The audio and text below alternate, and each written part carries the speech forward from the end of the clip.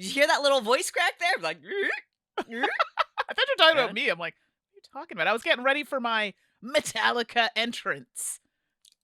I know, everyone's You're like, so rad. well, everyone's like, "What are you talking about?" I'm like, "So for those who are just listening to the Listening. podcast, I am wearing a Metallica sweatshirt. Yes, I enjoy Metallica. And I was all ready to come in with my sleep with one eye open, gripping your pillow tight."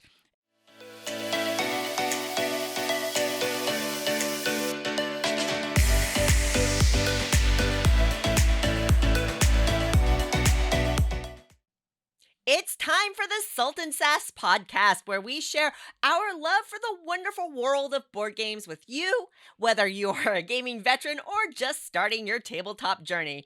Welcome to episode 3. I'm Suzanne. And I'm Mandy. Did you hear that little voice crack there? Like, I thought you were talking yeah. about me. I'm like, "What are you talking about?" I was getting ready for my Metallica entrance. I know, everyone's You're like, so rad. well, everyone's like, "What are you talking about?" I'm like, "So for those who are just listening to the Listening. podcast, I am wearing a Metallica sweatshirt. Yes, I enjoy Metallica. And I was all ready to come in with my sleep with one eye open, gripping your pillow tight. Exit light. Enter night. Take my hand. We're off to Never Neverland. Okay. I need a lighter. That was I don't have a lighter. I I got don't the devil's smoke. horns, Here, I got can the do shirt. my phone flash. There we go. I'm sorry to get out of my system. So for those, you all are in for a treat today because I did not take my medication. I ran out. Oh no! It's going to be that kind of podcast. Oh, buckle in, folks. We're in trouble, or in for the best podcast ever. Exactly. Time will tell. Welcome back. We are, of course, your friendly neighborhood board gamers. And Mandy, I know that you had Kanatacon. Kanata. Kanatacon. And I'm probably not even saying it like the original way it's supposed to be said. And I say that because, that's just the name. But there probably is a correct pronunciation. There's probably a history to it, right? Absolutely. That's been But we lost. say Kanata. The spiel in Essen just wrapped up, and all sorts of gaming talk and preview photos and things like that came out of it. I don't know. What do you want to talk about the spiel? Do you want to talk about Kanatacon? Oh, look at that. You're getting it. So I'll be quick. I just want to say Kanatacon was amazing. We had a really a record turnout. Lots of great volunteers. I just have to do some shout outs because Stéphane Lebeau, who is part of the old crew to Die For Games, was demoing Keystone North America, which I'll be talking about later this episode, and was doing that nonstop, even when he wasn't feeling well at one point. And there was a group that came in and wanted to play. He was like, yeah, I'll show it to you. So, shout out for that and all the other demos. Joe's one of the organizers, very just on top of it, and won one of our awards at the event. I did some demoing. Luke, thank you so much for demoing, and to all the publishers that contributed games. Rose Gauntlet Entertainment, there was Restoration Games, and Spin Master Games. So I just thought I'd shout out to all of those people who made it a success, and to everybody else who volunteered. We appreciate you, and we look forward to next year. And really, folks, check out your local gaming scene. I know that we're going to talk about the spiel a little bit, and we always talk about Gen Con or PAX Unplugged or Shucks, which just also wrapped up. And it can be so easy to get so excited and so hyped for these big gaming conventions. But really, local gaming conventions are awesome and such a great way to try new games, meet new gamers, and just have a lot of fun with board games. And with board gaming growing in popularity, there are so many local game conventions popping up around the country. Yep. And hey, quite frankly, if you don't have one near you, it takes a little bit of work to set them up, but it's not impossible. You rent the conference room at a local Holiday Inn and put some notices on Board Game Geek, and Bob's your uncle, you have a board game convention. So, and not that, I think Kanatacon sounds like it's a little more advanced than, a Holiday Inn room, but it Sure. started somewhere, Mandy, and it sounds like you had a ton of fun and just really play oriented. People got to try new games, people got to win some games, and it sounds great. It's an all-round really good atmosphere. So for me, it's always something that I help with running it. So, that should say something. Well, fair enough, fair Yeah. enough. When you're good, you're good, Yeah, Mandy. what can I say? And you had nothing to do with running the spiel, but it sounds like it went really well too. I Well, know. I know all the updates online. I'm like, like a little tear welled in the corner, but I was also happy to see everyone having a really good time. Yeah, for sure. I think it's one of those things, right? Because we've been lucky enough to go in the past, and because we know a lot of people in board games, you see, yeah, like our social media feeds are full of chat Hmm. and photos and conversations coming out of Germany during it, and also some shuck stuff too, quite frankly, Yeah. for me. And I saw a lot of the games that we talked about last episode being displayed and played and demoed. That Dwarf Romantic game, oh, Mandy, Looks so good. it Looks looks so good. so fun, and, like, they really captured the spirit of that. Yeah. The other game, apparently, that was being demoed there that we didn't talk about, but I guess it's coming up on crowdfunding. We'll have to talk about it in, crowdfunding chat, soon, Mhm. is the Slay the Spire board game. I saw that and I'm just like, just when I was like, no, don't spend any more money on Kickstarter. You're poor. Well, Yeah, exceptions might yeah, have to that be one's made. gonna be a must back for me. So that was really, really fun. A lot of great games out of, one of the things I've always said that I love out of the spiel is like Asian publishers go there. It was Hmm. really cool to see a variety of publishers there. Although as always, the spiel, like any big, this is not like pointing a finger at the spiel, but there's always issues, right? And one of the challenges that folks at the spiel have always had to juggle is customs. Hmm. So Yeah. apparently, the Korean board game publishers kind of pooled resources and like pack palleted games together, Right. right, to take them into Germany to sell. And their entire shipment got held by German customs, and they had Oh, none of their games to sell unless they, like, packed them in their oh, suitcase. that Like, the sucks. whole, like, Korean community that made the effort to go to Germany, like, didn't get their games, and Yeah. that's happened before to other publishers. It's, they have some very strict, rules about how games are labeled and things like that, and so I felt really bad when I heard that. But the Aw. other big change that is so random, the spiel was really a cash heavy Yeah. event, and every year you would hear about cash boxes being stolen. Right. Apparently, the pandemic has kind of forced the hand, and so this apparently was the first year where credit cards were widely accepted at the spiel, which is I quite heard that. frankly a game changer, right? Because Mandy, you and I remember like running Ugh. around trying to find cash machines and Yeah. doing currency exchange, Yep. trying to make sure we had enough dollars or euros, Right. right, to go around the convention. And the idea that we could just have our credit card now is Yeah. mind blowing. So good. So much easier, right? Yeah. Yeah. And I did hear about at least one booth unfortunately getting robbed, which just so Aw. tragic. But it sounds like overall the spiel was really really successful, and now we get the weeks of seeing everybody cracking open the games that they got and exploring them, which will be really great for us too because it'll help us refine what we want to spend our money on. Yeah. The pot's a little dry right now, but hopefully in the next few weeks I'll have some funds. Fingers crossed on that, Mandy, for sure. Exactly.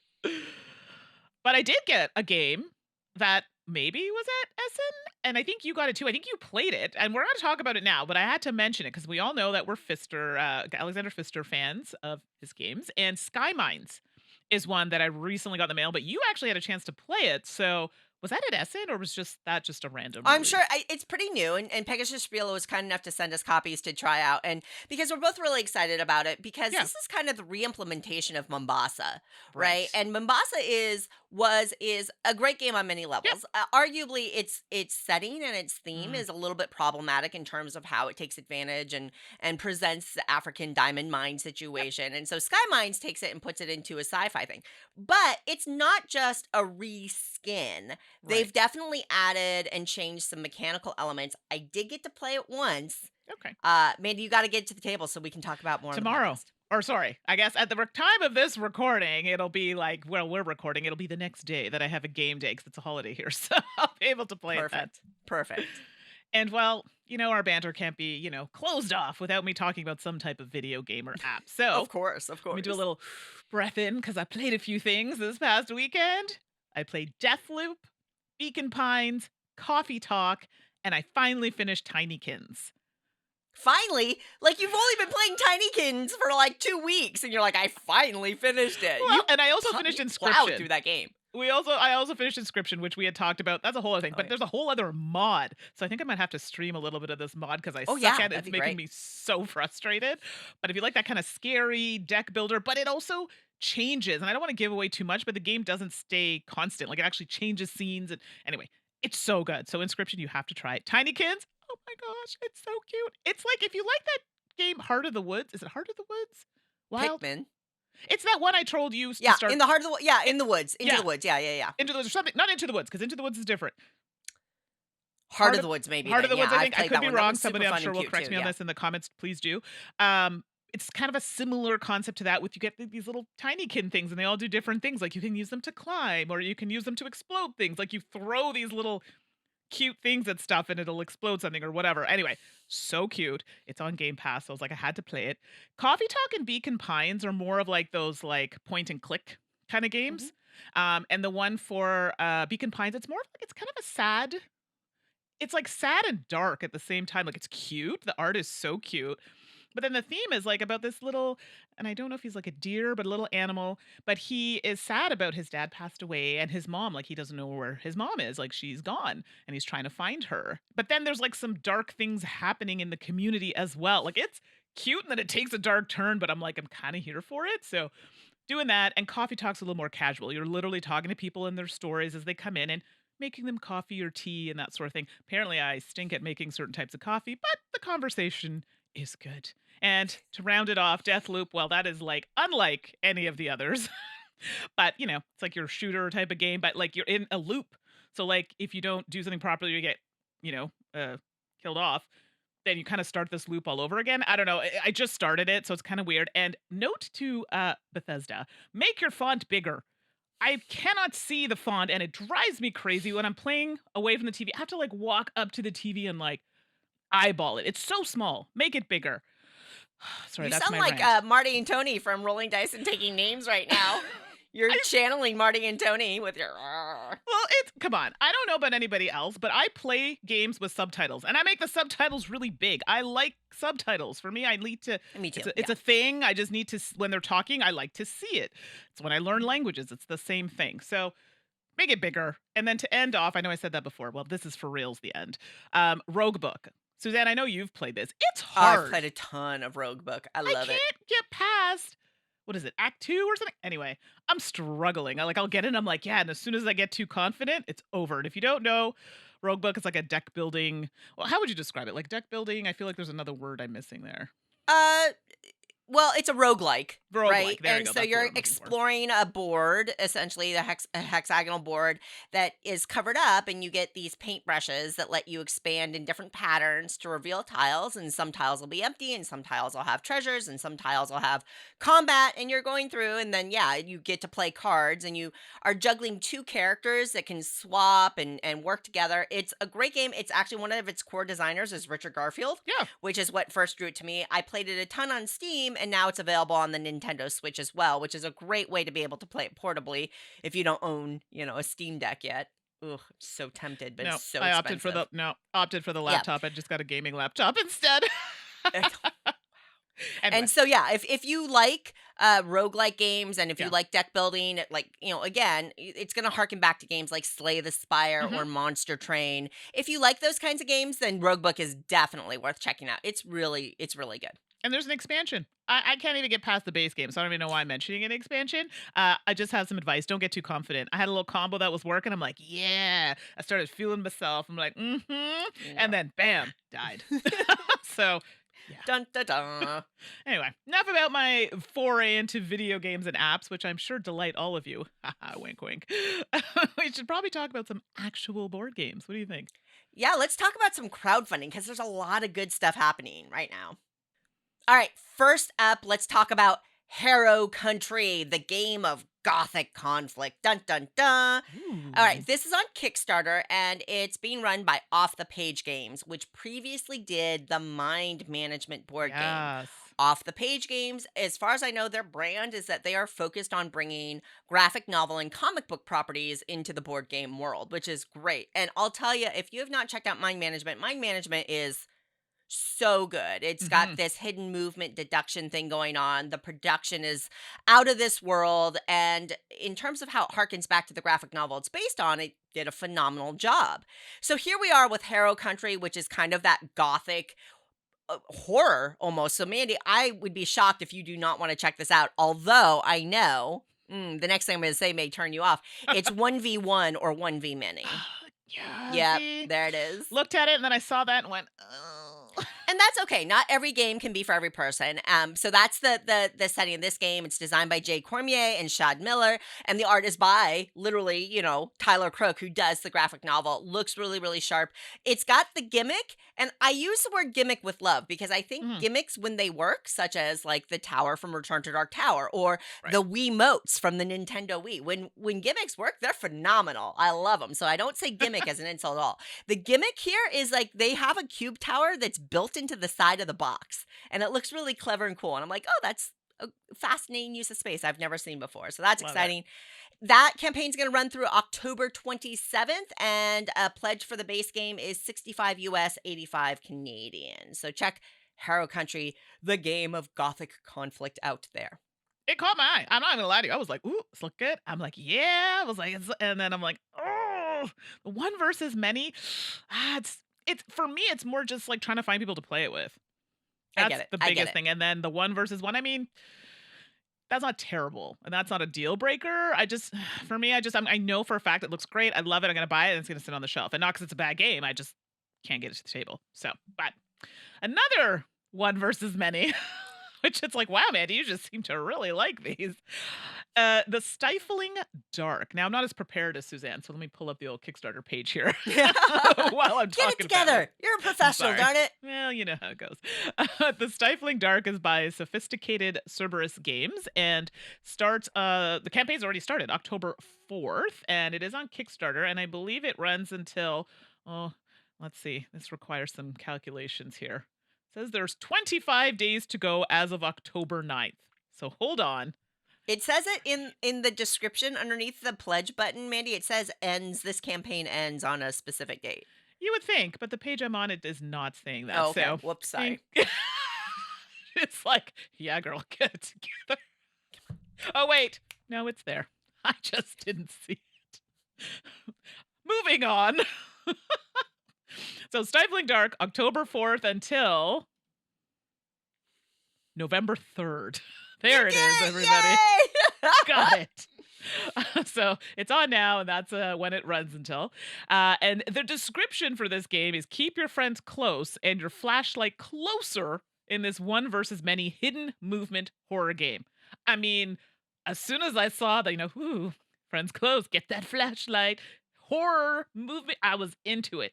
The one versus many, just, I don't think I'd be able to get it to the table. However, it's not about me all the time as much as I like it to be about me. Other people may also Love enjoy. that honesty. Well, I know, but they may enjoy that one versus many. It plays 2 to 5 players. I think it's 25 minutes per person. So it's not super light, but I don't think it's intense. And I think it's like 14 plus. But it seems very thematic. And, usually you're one versus many. There's some hidden movement. Someone's trying to find the rest of you. So I'm assuming it's some kind of bad person that's trying to get everybody else. And I think they have different abilities like investigations. And obviously, you're trying to get away from the adversary that's moving around on the board. It's your standard, what you expect from one versus many. And I know the flashlight is mentioned because I think that is like an integral part of the game, using your flashlight as a type of action to kind of highlight certain areas of the Oh, board. cool. Oh, wow. Yeah, so I think they're really kind of putting that thematic, making it very thematic with that. And then they have a whole team of investigators, and I think more will come out as the campaign progresses. So, I mean, I love horror anything, and this game, like I remember when I first saw, I was like, oh, this looks really good. And it's not to say that I won't play it, but for me, one versus many just don't hit the table too often. But the Stifling Dark, I think, is one if you are into horror. It does look quite fun. There you go.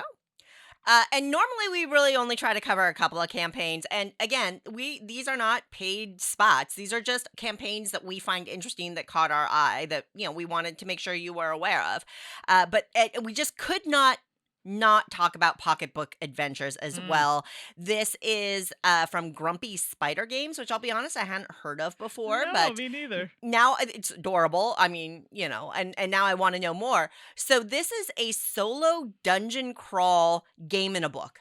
Right? Ooh, It's a little spiral bound notebook, not large. It looks like mhm. smaller than a 3x5, and it's pretty big, for a notebook. And each page is like another level in this dungeon crawl game that is literally just pencil and your notebook and you're off to trot. Is that a phrase that I feel like that's not a phrase that I people mean, use. I say it. Okay, well, that's That probably might where I not be got it helping from. your Thanks for case. that, Mandy. And really, it's got this aiming thing where you literally drop the pencil, it's got targets printed on the pages and things like that. There are bosses that you can hit. You're traveling through the paper dungeon using your pencils and getting treasure and hit points and all that good stuff. It's for a printed copy. It's $12 in the US with, I Reasonable. think, free shipping for the US. Sorry, Mandy. I know. But Yeah, there's mm. also a digital download edition. So you can just print it at home as well, which is and that's for even less funds. And I love that as an option to keep games really affordable for folks Mhm. who might, have a smaller budget for board games. So, Pocketbook Adventures, if you're into that, like I have done a number of these solo RPG paper games, Oh, they're and I so just fun. love them. Yeah, They're they're so great. fun. They're great to like just toss, keep in your bag or in your pocket, your briefcase, your work bag, whatever. As if you get stuck waiting in line, or if Mhm. you're, waiting for an appointment at the doctor or whatever, and to have something fun and tactile and analog to do. So, Pocketbook Adventures, check it out. It's on Kickstarter. It also ends October 27th. No, yeah, I love those types of games. Even though it's solo, I like them because they're kind of quick and I can just pull them out anywhere. And I also forgot, oh, it's going to be that kind of podcast today. I forgot to give you the pricing for the Stifling Dark. It is 50 US or 69 Canadian. So there you go. There you go. Yeah. Nice. All right. Game time. Woo. I feel like we have like a little ditty of our own for each section, but that's just probably a me thing. If you look, we've got like audio clips, but if you want to like create a little song for them, I know that I doubt people would object to that. I know. Well, we'll take suggestions. If people want a little more heavy metal, a little more pop, let me know. I'll see what I can do. Well, first game on my list, and I know this is a new one because I think it debuted or was shown at Essen, is The Wolves. And this is designed by Ashvin Kamath and Clarence Simpson. Art is by Clarence. Paulina Linjama, and the art. Wow. And the art again. Hang Let in me there. try. You got it, girl. You got it. Rewind. Art is by Paulina Linchama, and it's published by Pandasaurus Games. Wow, apparently that was really difficult for me. I think this is someone was telling me one of the designers is the same one that did Merchants of Magic. I could be wrong, but That's Clarence. That's why. Yeah, it's Clarence. And Clarence okay, is. so that was I've correct. never met Okay. Clarence in person, but Clarence seems awesome. Okay, I think it was David actually. It was like, and I'm like, I had no idea. But The Wolves plays at about 75 minutes and it plays Ooh. 2 to 5 players. So The Wolves, it's literally that. You're wolves and you're trying to traverse different types of terrain. And the game is definitely like a area majority type game. You'll have the board is set up in kind of different, depending on player count, will depend on how the pieces are laid out. And you have different types of terrain, like your, I'm going to say snow. These are not technically correct. I apologize, but you've got your forest and you've got your kind of icy areas. You've got your stone and things like that. Each player, the goal of the game is to get the most kind of majority because you have different scoring throughout the game and there's a board that kind of monitors that and it's sped up by pieces leaving the board and they go to this kind of track. Once you reach a certain point, you'll score a certain area based on the type of moon token that's in that area. Each player has their own board and color like their wolves and stuff, and it's set up to let you know how much movement you have. There's a howl action, so it lets you know how far you can kind of recruit other types of other wolves to your pack. And you also have tiles. Everyone's allotted a set amount of tiles, but you'll have more of one than the other. So as in like you'll have more of one type of terrain easily for you to easily attain. So for example, I liked playing the purple wolves and the tiles that I had, it means that I had like a tile that was double-sided with stone. You're like, what does it matter if it's double-sided? All of the other tiles have one terrain on one side, one terrain on the other. And the reason why that's important is because your actions require you to sometimes use 1, 2, or 3 matching terrains to do an action. So, for example, and this is off the top of my head, I believe movement, and I might be wrong on this. I think it's only one tile that you have to flip, but it has to be the terrain to which you're moving. So if I'm on grasslands and I'm going to stone, I need to make sure that I have a tile that has stone. I'm going to flip it and then move to that area. And now, depending on your board and how you've set that, like how you've progressed throughout the game, will depend on how many wolves you can make and how many wolves you can move and how far you can move with these wolves. And these will happen by trying to get dens out on the board, and that'll increase movement and that sort of thing. So there's an action to let you build dens and layers on the board, which again will also assist with your area majority. So these are just a few of the actions. Howling, like I was mentioning before, so you can get other tokens on the board to become part of your pack, so that lets you put out more of your wolf tokens. And you have alpha and baby wolves, and it's very cute. So there's a lot of that sort of thing, a lot of movement on the board, obviously trying to get those areas and trying to get to areas that you know are going to score. There are other tokens on the board that you can acquire there. It's almost like a set collection sort of kind of thing, because you can have repetition of the animals on the board. They have these other tokens that you can surround. And then once you've surrounded them, you can take them, put them on your board, and they're going to give you points depending on how far you've gotten up that track. And there's a variety of tracks like that. So the game ends. Remember that track I was telling you about when all the pieces, like if you take over an area of someone's area, their piece goes on this board, and that kind of progresses up a track. Say, oh, we're going to score now because we've hit this kind of quarter moon, and then it continues like that till we hit a half moon and then a full moon.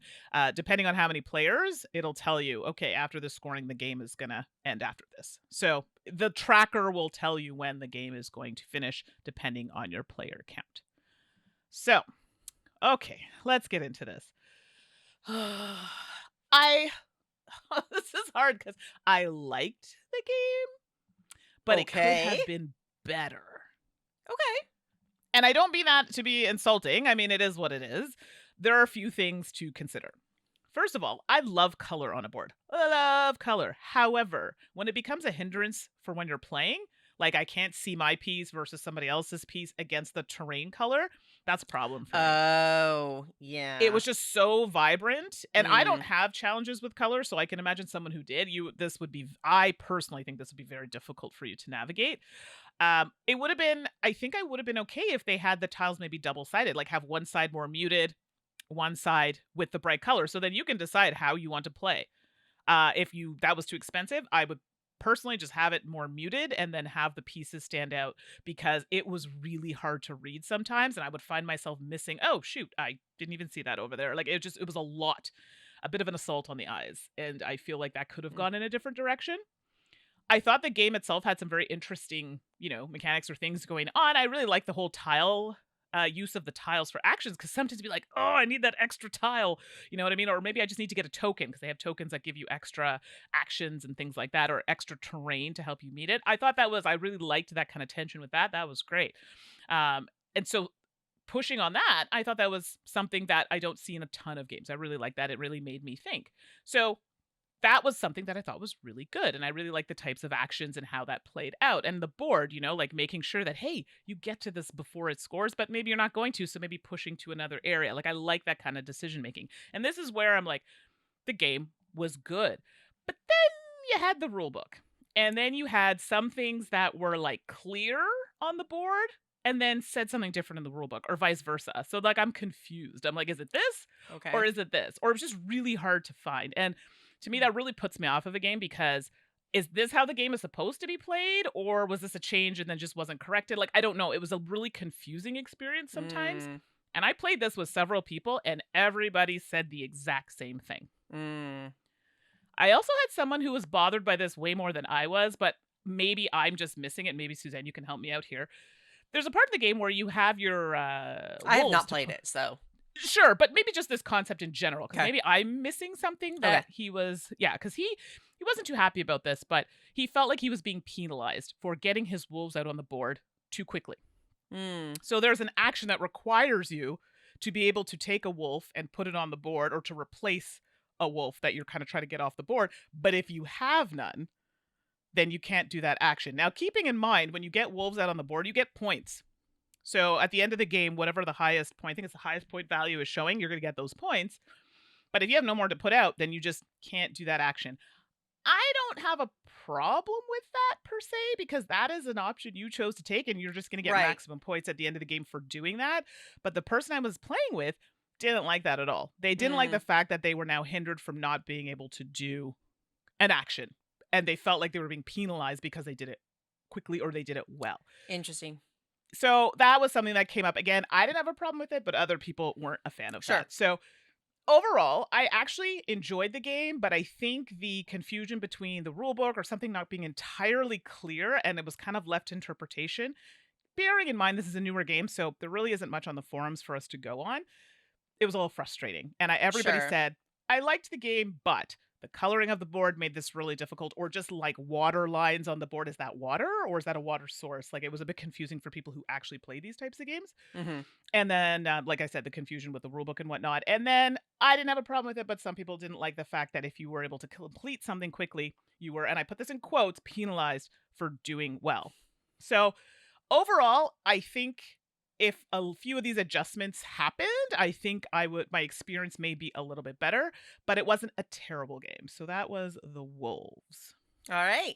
Well, I don't know about the penalization, but it's the way you described it. It's kind of like uh if you know it going into the game, it's not the kind of thing that would frustrate me. I mean, I might Right. get frustrated, but it's not something I would call unfair, I guess. But Right. your And that's mileage may kind of vary. where I was with it as well. Sure. Well, first up for me, Flamecraft. I'm so jealous. I don't have this I'm one. sorry. Well, ooh. I know, I'll have to borrow it. So this is designed by Manny Vega, and the artwork is by Sundara Tang, and it's being published by Cardboard Alchemy, which is a relatively new publisher that was formed from a veteran from a previous publisher. So a lot of, it's a new publisher, but it's behind it is somebody who's very, very, very experienced. And in the retail edition, it's $40 US. Flamecraft is all about a town full of dragons and opening up dragon shops to woo and cater to all of these fabulous little dragon creatures. So Okay, as you're going I'm here out, for more it. shops are going to open up. You're going to send your little dragon pawn there. More dragons are going to visit, and ultimately, what you're trying to do is gather resources to fulfill enchantments and you're gathering points and coins along the way. And at the end of the game, the person with the most coins or the most reputation in this beautiful little mystical magical dragon town will win. Mhm. This was on Kickstarter, I believe, and so there's different Yes. editions. And what I can say is I don't have the Kickstarter edition, but I do Mhm. have the special wooden resource little bits that are screen Ooh, printed, and they are fancy. so I love wooden resources. I'm not Sounds super fancy. into metal components, and I'm not super into like the realistic components, but Yeah. screen printed wooden bits just make my heart sing. And these have like little potion bottles and leaves, and the production is very, very nice. And the board is actually a neoprene mat that rolls up and fits in Oh, the nice. box, which is awesome. But a lot of the game is in the shop cards and the dragon cards. So the shop cards go out and they have 3 slots that you can put dragons in. And there's a cost that you have to do, or there's a matching type. There are types of dragons that you have to match, and then there's benefits that you can get. So on your Right. turn, you're going to choose to move your dragon to a store and gather resources, or play a dragon, or enchant that store. And an enchantment is fulfilling a card that says, hey, turn in 3 meat and 2 potions, and then you get this. And that'll add, when you enchant a store, it'll produce more resources the next time it's used, and that kind of thing. So Okay. in that way, it's a fairly standard worker placement resource gathering game, Mhm. honestly. You're going to progress, and the game ends when either the dragon deck or the enchantment deck, the special dragon deck or the enchantment deck, runs out, and you get one more round, and whoever has the most reputation, the most coins, wins. So it is the most freaking charming, adorable game that you are going to spend. I've played it 3 times, and you are going to spend, like, in the third game, we are still talking about how adorable this darn game Aw. is, as much as the first one, because the illustrations are just delightful. They're very cartoony, I guess. And there are different types of dragons, like a leaf dragon, a potion dragon, a meat dragon. Like, that's the type, but all the dragon cards within that type are unique, even though they do the exact same thing. They did not technically, from a Mhm. mechanical point of view, need to be different, but they are unique in the game. And so you get like the green dragons with names like Twig and Mulch and Lotus, or the French toast dragons that have the names like Fondue, or the meat dragons that have the names Hot Dog and Hickory. And all of the illustrations are unique, and the charm factor is Yeah. ridiculous. Now, the Aw. shops are also adorable. Now, anybody who has listened to the podcast for a while or who knows me knows I have a hate, love, mostly hate relationship with puns. Uh, I Yeah. don't really usually like puns, but not in like a super bad way. If you like puns, the shops are all very punny. They are so Yay. punny, but and adorable. So there you go. So without a doubt, the production and the art elevates the game experience, no doubt. From a gameplay point of view, though, it works really, really well. So you are going through, you're progressing, you're making interesting choices about when you're gathering resources, where you're putting dragons, how you are strengthening shops for people who come after you. And as you go, the shops often can get more interesting. And the order the shops come out, which is Mhm. random, makes a huge difference. There are 6 starter shops that you will always start with, but then the rest of the new shops are shuffled up and randomized. And I definitely found that the order they come out in really impacts the gameplay in terms of kind of strategic directions that you want to go, or how powerful a shop ability is at a Right. given point. Like some abilities just seem better early game and worse late game, and that's the way it is. And depending on when it comes out, depends on how often people are taking advantage of it. You can definitely thwart other people's plans even unintentionally. So you are going to be working Oh. towards enchantments and things like this that rely on specific positioning. And I was definitely in a situation in one game where I had been planning and plotting and working like multiple turns, and somebody moved a dragon and it completely hosed me, and I made my opinion known on that move. But that's the game. I will Yeah. say it's the kind of game where like that happens. So our willingness to plan super far ahead or lock into a plan, we had to be soft on because we knew it could be turned around on us. Some people won't care for that, right?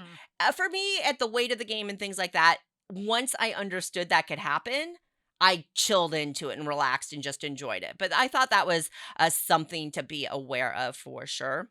But overall, if you're looking for a kind of a medium weight, and I know weight is a very subjective thing, but plays Sure. in under 90 minutes.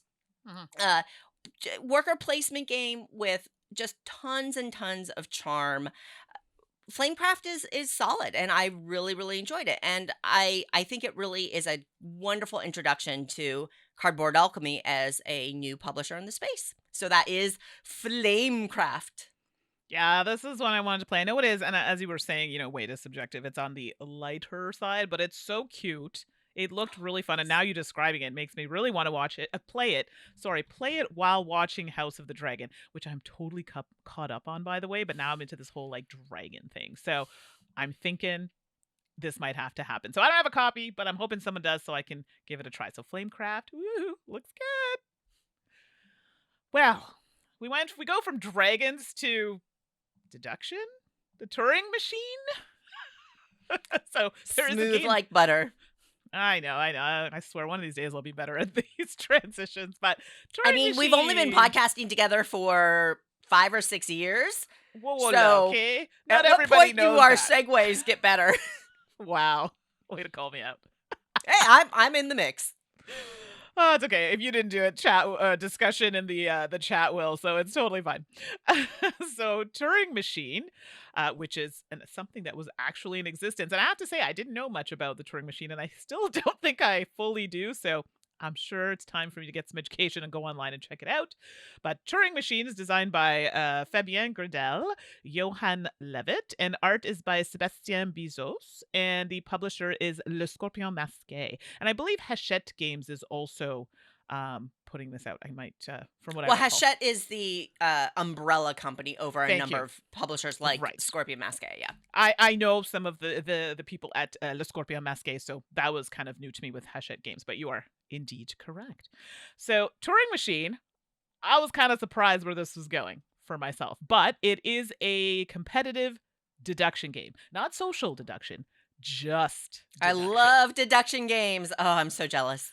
It like burns the brain though, and you're like, oh, but we'll talk about if that's good or bad. But it's kind of like you have a code.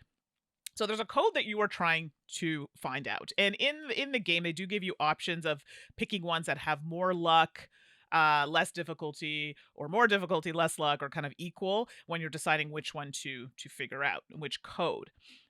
So what ends up happening is everyone gets a little screen. And it has all, the explanation of how the game runs. And in the middle, you'll have like a hexagon, and then there are letters around it. So A, B, C, D, E, F.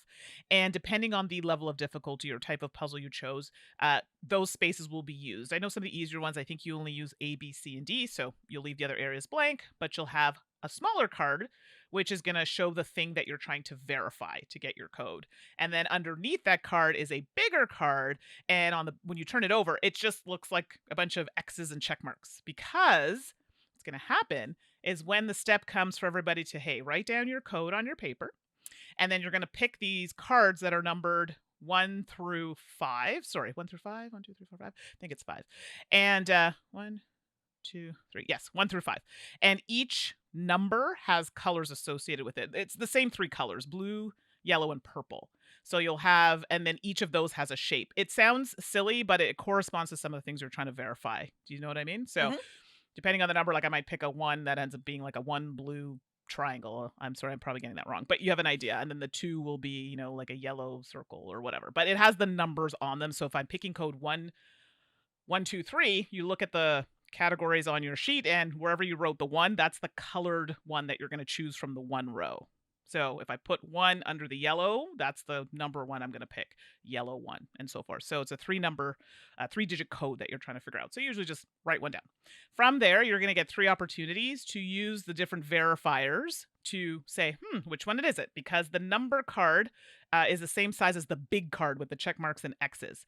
So you look at the small card under A. We're going to check that off on our sheet. And this is verifying if, is blue bigger than purple, or is blue equal to purple, or that sort of thing. So then you could say, okay, I'm going to check A, check that off, take the big square one, put it up to your number, and matching the corners correctly, it'll tell you if what you're trying to verify is true or not.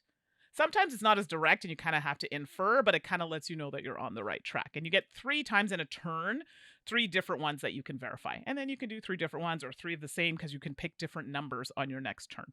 So once everyone's verified their number, at the end, you kind of go, okay, are we ready to solve? 1, 2, 3. And you do a thumbs up or a thumbs down. And if everyone's doing a thumbs down, you keep going. Someone does a thumbs up, like, I have the answer. They check the answer, and if it's correct, game over. Obviously, they win. Got it. Okay. If they didn't, they're out, and everyone continues until someone gets the code. It's kind of confusing to explain, but like once you see all the pieces, you're like, Sure. okay, Totally. that makes sense. I have to tell you, I was like, oh, I'm gonna be so bad at this game. The first time I played it, I was like, what? Like I just wasn't getting it. Surprisingly, I'm actually not bad at this game. But even if I'm always scared to be like, yes. And then even when I say no, my code is right. I just need to be more confident in my Be bold. responses. Right? I overall think this game is super great. It's not a long game either. Like, I mean, yeah, sure, the thought process, depending on how difficult you want to do it. And there are others, just other types of puzzles you can get outside of the rule book. It's like a little QR code, and there's more online. But when you're starting off, don't do what we did. I was like, we're gamers. It's fine. Let's just do one that's kind of tough. Yeah, don't do that. It'll make you feel so dumb if you get it. It's brutal. Start slow. But overall, I really like the game. It's deduction. Like, it is a pure deduction game. I mean, obviously, you can throw a bit of luck depending on the ones you decide, and some of the verifiers, you'll see that. But I like it. And I've played it with people who I didn't think would like this type of game, and they're like, no, like, it was frustrating, but I enjoyed it. So, and you're not really paying attention to other people. Like, I mean, the discussion around the table is great, but you're worried about what you need to work on. Some problems I have an issue with games that have covers, that they're covering responses. Don't make them so small. What is Oh. the point? What is the point? I'm serious. Make No, I them believe you. bigger. And like all the rules for the game are on it, which I appreciate. But make it bigger because I swear I touch it with my big hands and then it's like, Godzilla. And I'm like making a mess. But that's what I feel like because it's so small. So please make those bigger because, I like to have the spacing and I don't feel like everyone's looking at my answer. But in regards to gameplay, I do find sometimes explaining this game can be a little tricky, especially when you're talking about the verifiers, because some of them are going to be like, it's this. Like, is this equal to this? Is this bigger than this? Is this smaller than this? That's very straightforward. Others, it requires a little bit of like interpretation. Like, it'll be like, yes, you're on the right path, but you'll need another verifier to 100% make sure, yeah, this is what it is. Does that make sense? Yeah, yeah, yeah. I get deduction can be very challenging in that way. So, yeah, so I think explaining this can be a little tricky, but once you get it and you've kind of gone through it, super fun. So, overall, Turing Machine, and I think I posted on social media, I love it. It's so good. I'm happy to continue playing this and going through all the puzzles. Well, that's awesome. Unfortunately, it's sold out tons of places right now, so I haven't I managed to didn't pick up a know copy yet. that. I am very excited to try this because I love deduction. So I'm glad to hear you enjoyed it so much. Oh, you're going to love it. So good. Next up for me, I love a game that makes me want to eat it. Dolce. Dolce is from Stronghold Games. It is designed by Julio Nazario and it has illustrations from Justine Norhe. And it's going to retail in the US for $40. And it has just a beautiful cover. It's got this light aqua cover with filigree work on it. And it evokes like a lovely fancy bakery, which is does. appropriate because that's largely what Dolce is about. You are going to get your own little player board that has a grid on it, and then your own personal deck of cards that has different bakeries on it, essentially, or Mhm. different baked goods. It's not clear to me if it's like a bakery that Mm. specializes because, for example, one card might have a little drawing and it's macaron or creme brulee or donuts, Right. things like that. But it's a building, not a food object in the illustration. Whatever. And this is a bingo game in that one player will randomize their deck and everybody else they're all numbered thankfully and everybody else will just keep their own deck in order and the person who randomized will flip over the card and say the number, everybody finds that card and you all play the same card to your area at the same time. I love that simultaneous play for kind of a quick engaging gameplay experience and that's what Dolce does. You're going to also get this 5 different cube sets. So, for representing the different resources that you're going to be mucking around with, including vanilla, chocolate, peanut, eggs, as well. And this is one complaint I have about the game is the cube colors are all very natural and Yeah. they're very close. They're very pretty and they do look like caramels. I'm sorry, Mandy, caramels. Thank you. But so they look delicious, but you will find I did find once in a while like is this vanilla or is this a peanut color Yeah. one? Mhm. Kind of a quibble, kind of not. It's just something to be aware of in the production of the game. But as these cards come out, you're going to be making the choice to plant it on your board or your field, and that's where it will generate these resource cubes for you. Or you can lay it to the side and build up your kind of bakery baked goods tableau of cards because all the cards also have resource icons on them with a number of circles around them. You may also instead make the choice to discard your card, which allows you to harvest resources from your field or your board and then plant them into your bakeries, which then scores them. Because when you manage to put a resource on each resource icon on the cards, then it will score you a point, and you've got your own little personal score track that you are tracking that on. Where the so that's actually to me kind of a fun game in and of Yeah. itself. But where the kind of twist to Dolce that up levels it a little bit comes in is that there's a resource cascade. So when you look at these icons, there will be two up to three two circles. I guess there's Mm. going to be an icon and then it can have one ring or two rings around it.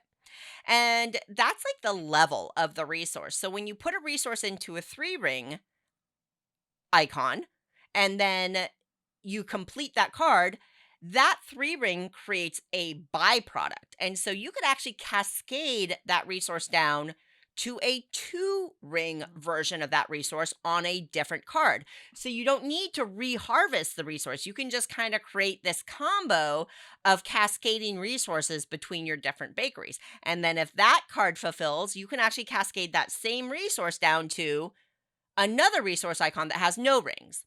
At Mm. that point, it doesn't cascade any further. It doesn't create a byproduct, it's discarded. But kind of figuring out your tableau of bakeries and baked goods to figure out how you can be efficient in creating these resource cascades or byproduct systems is kind of the biggest to me twist in this game.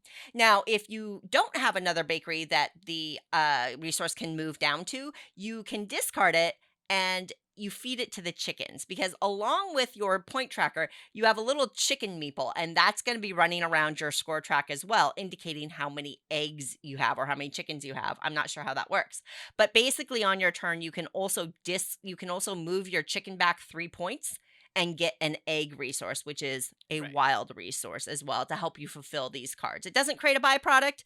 I don't know why. I guess because you only use eggs once and you can use peanuts twice. But that's kind of a little help to let you complete these cards as you go. The game Mhm. ends when you go through the deck, and whoever has the most points wins. So it's a very straightforward game. It's very simple. But because you have this multi use card element and where you're making your choice about planting, creating a bakery, or discarding to take that action, that's a nice twist. And that resource cascade is a nice little twist element as well. It's a beautiful game. All the little card illustrations are lovely. I do have that one resource cube complaint, but the production quality itself is quite nice. And it is one of those games because of the way it's designed. If you add 2 copies, you could play up to 8 people. So you can play up to 4 right out of the box. That's a very normal player count. You can play it solo. I have played it solo and I enjoyed it very much. Or if you had 2 copies, you could play like with a big family group or a big friend group Yeah. as well. So a really solid, enjoyable bakery bingo resource management game, Dolce. Yeah, I've played this solo. Wow, I played solo, and I really enjoyed it actually. And then we did a stream not too long We ago. streamed it. Yep. This is a game though you have to pay attention, and I find that sometimes I cheat myself in the fact like, did I You score can. that or like did I do that? Like I forget, and it is one I find that's one of the little things you have to pay attention, or you're just gonna I miss think that's a very good point, Mandy. scoring and whatnot. And also, I'm a big fan of dulce de leche, and one of my mi amor amigas is Chilena. And when I was in Chile, I had manjar. And it's like the equivalent of like a dulce de leche, but the kind of way it's made is a little different. And we would often have it with flan. Was there a flan place I in don't know. I don't recall. missed opportunity if there was not? Because flan is amazing. Just Oh, I saying, it love would it. be Yeah. so perfect for Custards this are game. awesome. There you go, dulce, so good. Well, my last game I played a lot of at CanadaCon, and my friend Steph also demoed this quite a bit, and that is Keystone North America. I feel like have I mentioned this game before on the podcast? I think I've mentioned it. Well, on our previous podcast, we talked about Keystone. Yes. Well, guess what? I'm gonna talk about it again because now I played it solo. I've played it with several times with different player counts, and I've also now played the deluxe version. And I know generally we try not to talk about that here. I know, but Fancy. I gotta talk about it. It's so this actually ties in nicely to what I wish they would have done in Wolves, and I'll explain that in a second. So Keystone North America is designed by Jeffrey Joyce and Isaac Vega. Art is by Herbelier, Alyssa Menold, and Jan Tamba. It's published by Rose Gauntlet Entertainment. So in Keystone North America, it's definitely about building up your ecosystems. And you do this by getting certain types of cards with certain types of icons, usually kind of season types of icons that correspond to each other on the board. These cards also have numbers on them, which is important. So 1, 2, 3, 4, 5, and being in a kind of order, so either 1, 2, 3, 4, 5, 5, 4, 3, 2, 1, something along those lines, is important for scoring. Before I jump right in, I should probably tell you a little bit more about it and the fact that it plays 1 to 4 players. That's important. And it plays in about 40 to 90 minutes. The pricing was hard for me to get on this one because it's not on Board Game Bliss, and I think you can only buy it either you got it through the Kickstarter or directly from their site. So this one was a bit trickier for me to get pricing. So in the game, now I'm going to describe the game and then I'll tell you after what the deluxe parts were. Each player gets their own board and it has kind of a grid that you're going to be using. There's a display of cards that you can acquire to put into your ecosystem, and there are different types of animals with the different numbers that I mentioned.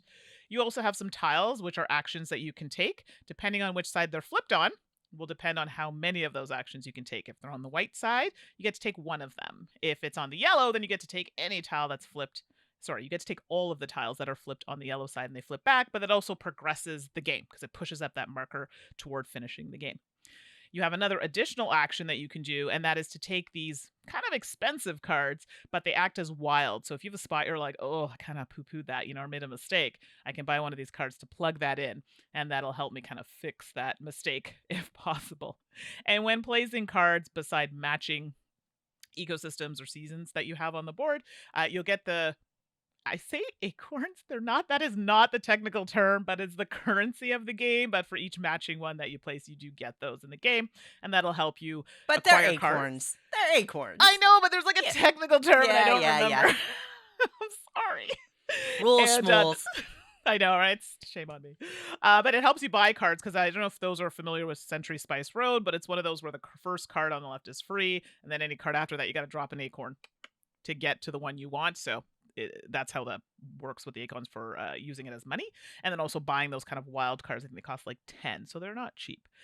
The game is going to end when we get to the end of the rounds, dependent on player count. And remember, I said that kind of marker progresses. This is one way the marker progresses based on those actions you're taking with the tiles. If you take those yellow actions, it just pushes that marker. Or if a player finishes their board and then you finish out the round. Oh, this game.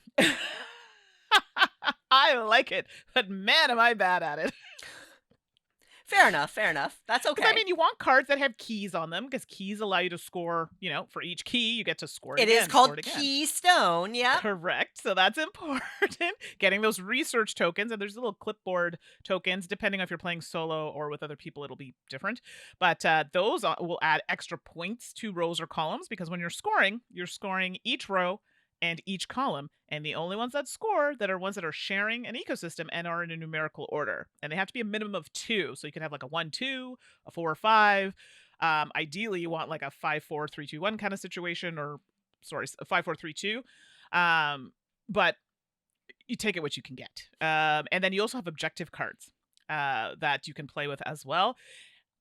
And I really find in this game, you either have to focus on the objective or focus on your board. You can do both, but I found that people who did those objectives, like 24 points for completing all your objectives, that's pretty strong. And if you're able to get your board in order at the same time, good on you, because that's not something that I'm particularly good at. But this game is simple in rule set, but then you find just trying to get your board sorted out, like I was saying, trying to get that objective, trying to get that board sorted in the right, it's oh my gosh. And you'll place a card and you're like, yeah, that was wrong. And you've now screwed up your whole board. But if one of the tiles has the action that allows you to move a card, not so bad. Or those wild cards I was telling you about. When you're scoring a row, or if you're scoring a column, it's one number. But then when you're scoring a row, it could be a different number. So, it's helpful, and there are ways to mitigate mistakes. And I put that in quotes because maybe you meant to do that and it just didn't turn out the way you wanted it to. So there are ways to help you with that. But it's also a very beautiful game. And I know there were several artists, as I had listed off, that did some of the card art. And it's just gorgeous. And here's where the deluxe is different. There's a mat where all the cards are laid out versus just on the table. And you don't need the scoring track, not the scoring track, sorry, the track that manages the rounds. That's all on the mat. Sure. So now you have that, which is really nice to look at. The boards, and I don't know if this is actually part of the deluxe or the regular, because the version that I have didn't have this. But if you flip it on one side, it's actually like very bright, vibrant art. That's kind of very thematic to the game. And then the other side of the player board is just green. So it's just green and in a grid format. This is what I was saying, like the other game we talked about, were options. Some people like that and they're okay with it. Have another side where it's like, nah, I'm not so much into having that much art. I'm okay with the plain side. I think that's thinking about, the different types of people that might want to play the game. Not to say that they didn't do that in the other game. That might not have been the thought process there, but I do appreciate that here. So that was something to look at. The solo one has a campaign kind of mode, which I think is so cool. So I really like that they have like little secret envelopes. I like Right. that. That's always Ooh, let me fun. do this and then open it. Ooh, well, it's just for me because it's solo. I'm about it. So, like I said, I'm not a solo player, but games like this where it has like that story mode and surprises, and I like that. So, You're not a Keystone solo North player America, except all the times that you are a okay, solo player. it's just I'm very particular about the games I play solo. Solo Fair RPGs, enough. yes. Anything that has a story S type mode, and I don't have to play like a dummy player or another thing, I'm about it. So maybe I am turning into a selective solo player. Hmm. SSP. That's gonna be my new initials. But anyway, Keystone North America. I like it solo. I like it in a group. So good. And you think I'd be playing it so often that I'd be better at it. I'm not, but I still want to play and do better. So Keystone North America for me is a win. Yeah, it's a really lovely game, and I got to play the preview edition and enjoyed it Yeah. similarly as you, but it is challenging. Huzzah. All right, to wrap up games played, Cat in the Box. Not to be mixed up with Felix the Cat, which was a cat in a box as Right. well. Another great game. This is designed by Muneyuki Yokuchi, and the illustrations are by Osamu Inui. And the original publisher is Ayatsuare Ningyukan, because this is out of Asia originally. And then Bezier picked it up and published it as Cat in the Box Deluxe Edition and changed some of the components and things like that. But the original design is out of Asia, which I always like to point out because it feels like sometimes we forget to acknowledge the originator of games that get Right. imported. And, Absolutely. I think that innovation and creativity deserves acknowledgement, especially with a game like Cat in the Box. Cat in the Box is a trick taking card game. Yes. I'm not going to I'm not going to talk about trick taking games because if you don't know how to play trick taking game, I think it is one of the most difficult mechanisms to teach to somebody Absolutely. who wasn't taught as a kid and just grew up with it. So, Cat in the Box trick taking game in which all the cards are black. They all have cute cat illustrations on them, but you get cards 1 through 9, and there's no suits. Instead, you get a little Mm. placard that has blue, green, red, and yellow around the edges, and you're going to get a bunch of tokens, and then there's a little grid board that gets placed out as well. And the way that you play this is you can play the cards as any color you want, and you indicate the color by which side of your placard you put it on. So if you put a card next to your blue side, you've played a blue card. You then take one of your tokens and you mark that card on the shared board in the center. So if I play a 6 to the blue, then I would put my token in this 6 blue spot, indicating that the blue 6 has been played. Nobody else can then play a 6 Right. to the blue side for the rest of that hand, right? Because it's out of the deck technically. So then Mandy could play a 4 blue, right? And play a 4 next to her blue and then put her token onto the 4. Now nobody can play a 4 or 6. At the end of the round, the end of the hand, the person with the highest lead card in that suit takes the trick. Hurrah! On your board, you also have spots where you're going to indicate a bid. So you're going to look at your hand, you're going to discard a card, you're going to guess how many tricks you can take, and you're going to put a marker to indicate your bid of how many tricks you're going to take. At the end of the round, this is really, really critical because the way that you score this game is you will get 1 point per trick that you have Mhm. taken. Cool. But if you hit your bid exactly, so if I bid 3 and I take exactly 3, no more, no less, then you get the bonus scoring off of the board. Remember these tokens that you're putting out to mark the cards you play? If you hit your bid, you will look for your largest continuous grouping of your tokens on the board, and you will get a point per token in that grouping. So if I have a little grouping of 4 tokens altogether and I hit my bid, I will get 4 bonus points. Critical, critical scoring, and such a fascinating element. On top of this idea of the cards being colorless, all of a sudden the way that you are assessing your hand is beyond just how many tricks you're going to take. It's where are you going to be able to place the tokens to try to create a power group. Then you also have to, bid correctly to try to Right. maximize on that. All great stuff. And on top of that, you can create a paradox because thematically, you are experimenting with time travel with a cat in your time travel box, and you can accidentally create a paradox, which is tragic when you think about a cat in a box and then creating a paradox. But that happens when you are unable to play a card and then you've created a paradox. Well, that causes a few things to happen. One, now you will lose a point for every trick that you have taken if you activate a paradox. And two, the hand ends immediately, even if other people have other cards to play, which can also throw them off because if they had Right. calculated their trick count perfectly and bid perfectly, but then you create a paradox and it doesn't let them get that last trick that they were counting on because you ended the hand, whoa, woof. Woof. Meow. Meow indeed, Mandy. See, you're all about the theme, and I am so very opposite. Uh, so there you go. Cat in the box. If you like trick taking games, it's so clever and so creative. And honestly, for some reason, out of the Asian design groups out there, they are creating some really fascinating trick-taking games that are worth taking a look at. And Cat in the Box is a great example of a trick-taking game doing things differently. It still feels like a trick-taking game, but so much more. And the Bezier production of the deluxe edition is quite lovely with the quality of these cute little plastic tokens.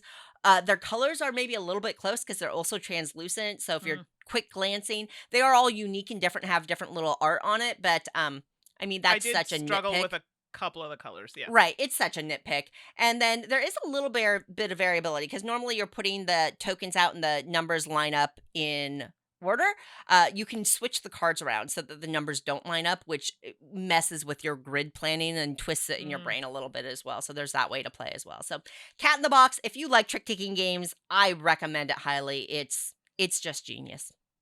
It's so good, and I loved that the cards were black. I'm one of those people that puts my computer on, like, high contrast, so I like Yeah, the black yeah. Oh background yeah, with they the look great. white. I love it, so I was about it. So, yeah, Cat in the Box was fun. There you have it, folks. We are going to let you listen to somebody else for a few minutes. Next up in our You're the Expert segment, we are joined by Tanya Pobuda, who is going to introduce herself, and you'll learn a little bit more about her fascinating research into the board game space.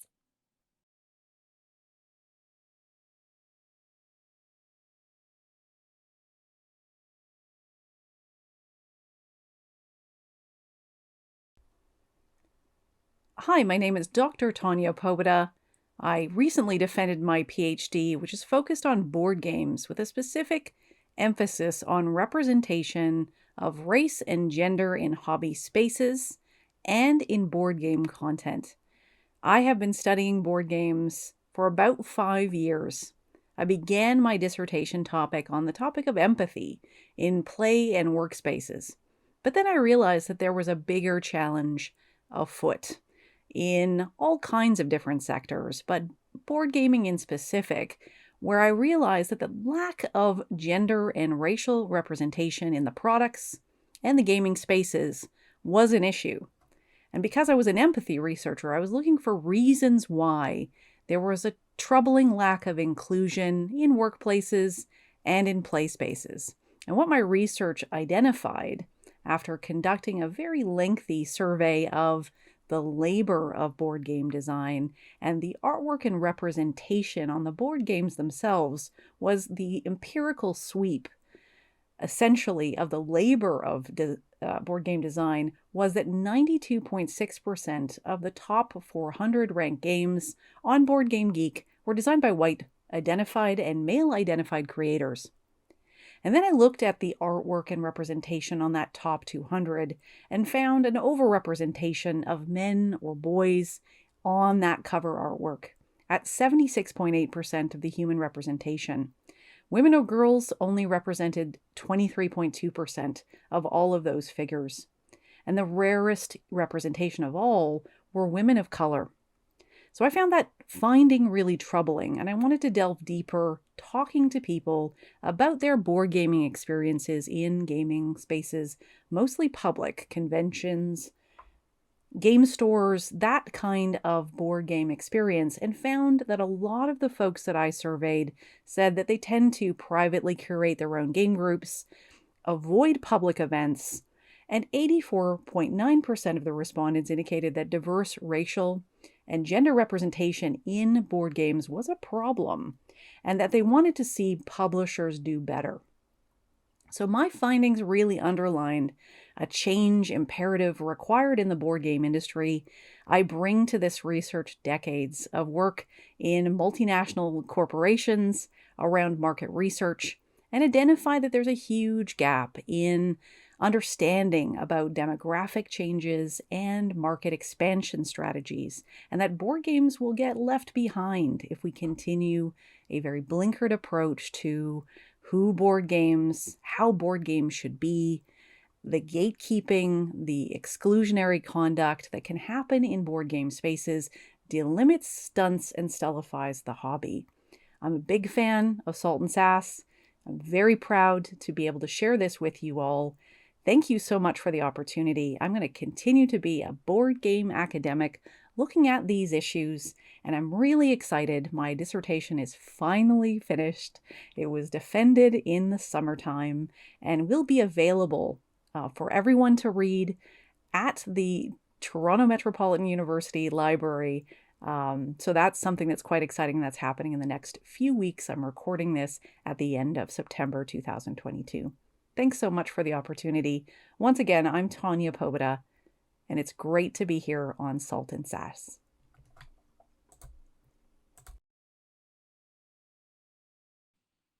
Well, I thought I'd give Suzanne a break because I always make her introduce game pie, and I'm like, no, I want some pie. And this pie today, I am feeling mistaken identity games. So, to explain further, games that have covers that don't really reflect the game itself. And I know you all have some in your mind, and this is just a little sampling, a little sampler plate of ones that, that we have thought of. Yeah, and now, Mandi, to be clear, like, I only added games that I really like. Okay. How did you do that, or is it just No, like, I did. these are, I did. yeah, I did. right. There's So one like, on there's one on the list that's like I haven't played it for a long time, but I like it. yeah, You know. got it. Yeah. Okay, so I guess I'm kicking off first, and I know you've heard us talk about this, but Happy Pigs, and I think this is published by Yellow Games. I could be incorrect. Yep, Yellow. Yep. Yeah, correct. And Happy Pigs is one of those games where the front you're like, oh, it has these like cute, fun, big-eyed art. You're like, oh, it's definitely a kids game. It's not, and I have all of it, like all the little promos, and it's just one of those games where it does take a little bit of explaining. There are little tricky things in the game that make it something that is just a little more high level than a children's game. So Happy Pigs for me, great game. Definitely a little misleading with the art, but it's quite good. I think that is like a prime example of what we're talking about here. First up for me, first slice, Cryptid.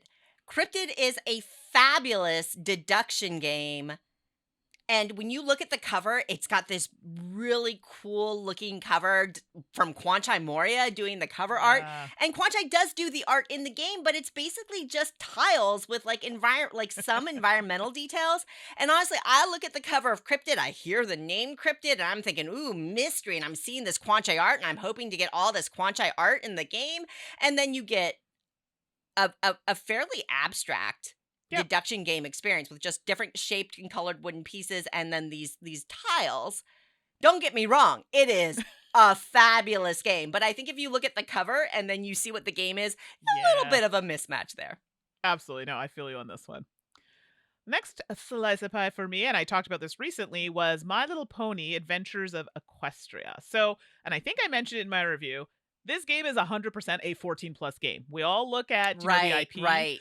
My Little Pony, and you're like, oh, it's so cute, and you think it's for kids. It's not. It's a deck builder, but as we know, some deck builders, a lot of reading of cards, and sometimes having those nuances. This card does this, which will chain this, and then there are other actions within that need to be done. It's a lot, and some kids, if they're used to playing these types of games, great. But I think the box says 14 plus, and that's there for a reason. So My Little Pony Adventures of Equestria, it's definitely one that you'd want to. It is definitely a little bit of more of a high level game.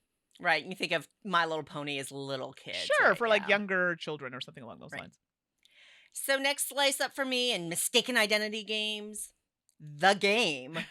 So the original publication of The Game has a dark orange and black like sketch, and the it's a skull. It's like this skull, and the skull is on every card. Every card just has a number on it. and then the skull. It's just 99 skulls in the skull box. Oh, But well, still. really, you could have no art on these cards, just the numbers, right? And play this fabulous cooperative game where you are trying to play cards out of the whole deck. And you can either there's a piles that go up and piles that goes down. I play this with my kids all the time, but like honestly, the art alone, that skull is so it's just an odd thematic element to Yeah. add when it's completely unnecessary and for younger people maybe a little off-putting. Mm, Then Pandasaurus released an edition that featured Quanchai Moria art that is right. more colorful, it's still abstract, and that's the edition we play. And we play it all the time. We love the game. It's cooperative, it's quick, it's just a little deck of cards. So, the original The Game, The Skull edition, I don't know why they went with that, but it just seems like such again, an odd thematic choice for that game. So there you go. I definitely and I like skulls, but I also didn't quite get it. So with you on that one. The next slice of pie for me is Decrypto. So Decrypto is one of those games, and I think this is Scorpio Masque. I think It this is the game is, for it them, is if I'm just not like Turing mistaken. Machine. Hmm. It is. I'm on a roll today with all of this. But it's one of those games where looking at it, you potentially might think it's a party game, maybe. But then it's one of those games where it's not a heavy game, but trying to explain this game, especially to people who are not generally game players, I find it a little tricky. Do you know what I mean? Like there's a Yep. lot going on, and I It is a remember great game, but I find it very challenging to teach. absolutely. So looking at it first sight, you're like, oh yeah, it seems party esque, not too much. And then when you start explaining it, you see the confusion. And I'm a teacher, and I think I'm fairly good at teaching games, and I do find this one a little tricky, but still a fun game once you get it going. So Decrypto for me, that's definitely one where I think it's lighter than it actually is, just a little tricky to Yeah, yeah, explain. yeah. All right, next slice up for me, Darkmas. So Darkmas is a game that I don't think really took off, although it did get a little expansion, thankfully, which is Mm, awesome. But Darkmas has this art, and it's like a distant shot, and there's like a stone statue in the front, and I'm really not even sure what I'm looking at when I'm looking at the cover. It's kind of soft palette and stuff like this. It's really an abstract puzzly kind of game where you're working to get out your an area control almost where you're working to get out your little tents throughout these tiles that can move and rotate. I love Darkmas. It's a fabulous game, but it is I'm not going to say it's got a pasted on theme, but the theme is right. not absolutely critical to the gameplay, and the game is not really telling a story as you go through it. Hmm. And I think that similar to Cryptid, where you're looking at this cover and it's like got this atmospheric setting kind of thing going on, and then you get in and it's largely just an abstract kind of game, and you're like, oh, Yeah, okay, like it's you not. roll with it. But Yeah. and I wonder if it held people back sometimes from Docmas Mm, because I love Docmas and it's one of those games I bring up and even within hobbyists, they're like, oh yeah, that one. I'm like, oh no, play Docmas. It's so fun. yeah. Exactly. Totally hear that. Well, my last slice of pie is a game that's been around for a while, and that's Seven Wonders. I like Seven Wonders. It's great. And a lot of people will say, oh, it's one of those games when people are just coming into the hobby. I don't know if I 100% agree with that.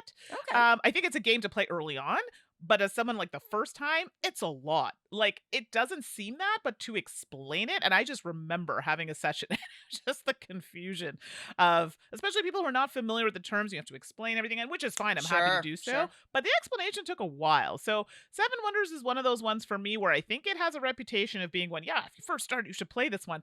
But I actually think it's one where you should play a couple of games, get your feet wet in before you jump into Seven Wonders. Fair enough.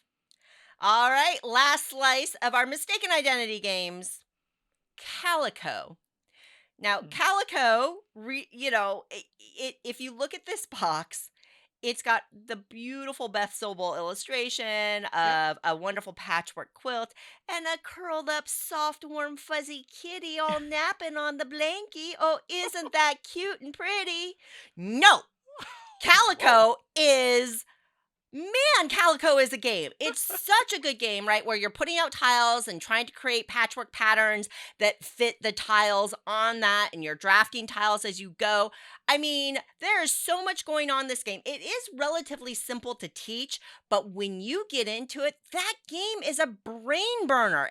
Thematically and artistically, Calico is this gentle, lovely, peaceful game, but in play, it's going to hurt a little bit, and it's very, very clever. It's a phenomenal game, but I always love the softness and gentleness of the setting and the illustrations compared to the actual burn that you feel when you play Calico.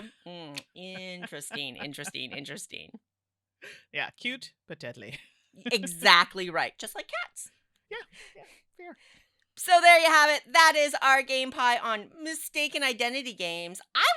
This is one I would love to hear from y'all about what your mistaken identity games are that we missed, because I think it's a fascinating thing when you think about the expectation, right? You can't judge a book by its cover. You can't judge Sure. a game by its box. But I always think it's really interesting when the box might set a certain expectation Right. that you doesn't quite meet in the gameplay itself. So send us, email us, contact Or us. put it in if you're watching the video. Put it in the Oh, comments. That's right. If you're on YouTube, drop it down in the comments. I want to hear about your mistaken identity games for sure.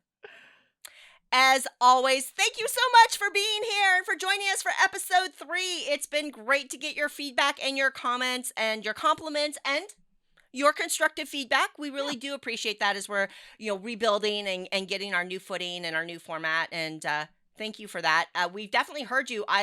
People are loving the You're the Expert. And so hopefully you enjoyed Nice. meeting Tanya here and getting to know her. You can actually find her at tanyapobudaphd.com, where you can find some of her comments and research. It's fascinating stuff, folks. And I really am looking forward to having Tanya speak more to her expertise on the show as we go on. Meanwhile, questions, comments, mistaken identity games, you can email us at saltandsassgames@gmail.com.